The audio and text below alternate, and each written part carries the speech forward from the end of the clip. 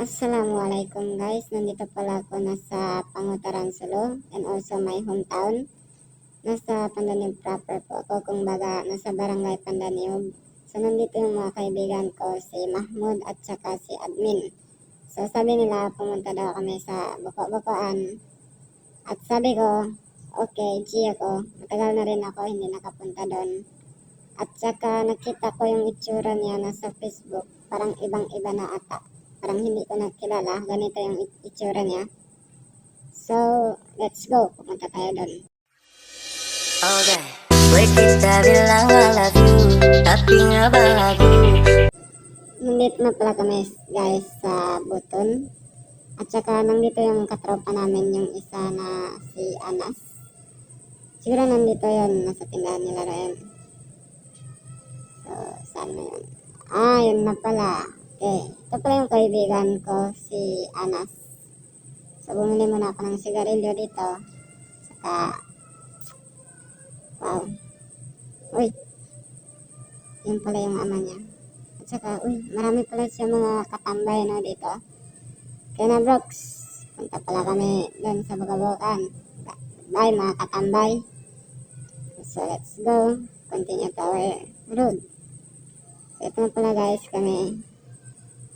Si Mahmud at saka si Admin. Yung driver namin si Admin pala. So, ganito lang. Parang, nito, parang feeling pogi. Kahit pangit naman. Okay, nandito na pala kami sa checkpoint ng mga special force, kumbaga mga army. And then, ito pala yung tubig maasim. Berpinjam tapi barang hanya dia geser pulang. Kita jadi mainan, nikah ikonnya pembong. Kita jadi mainan. So, huminto muna kami dito guys. Nasa tubig maasim pa rin kami. Sabi ng kaibigan ko, bumili daw kami ng soft drinks para may mainom kami doon sa Boko-Bokoan. Oops. Parang natagalan yung bumili ng soft drink Ano yan? Tikman ko muna yung isa kung ano yung lasa. Sarap naman.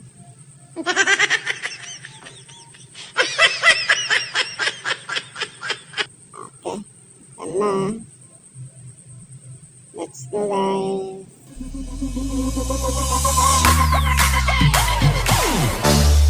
Loving, fighting, accusing, denying.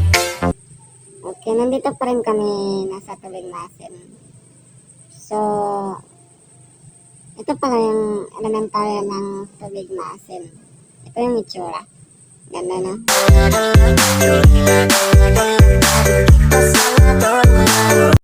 Medyo matagal-tagal pa rin tayo nakarating guys. Yung driver namin focus sa pag-driving no? Pero guys, hanggang dito muna tayo. Meron pa tayong part 2.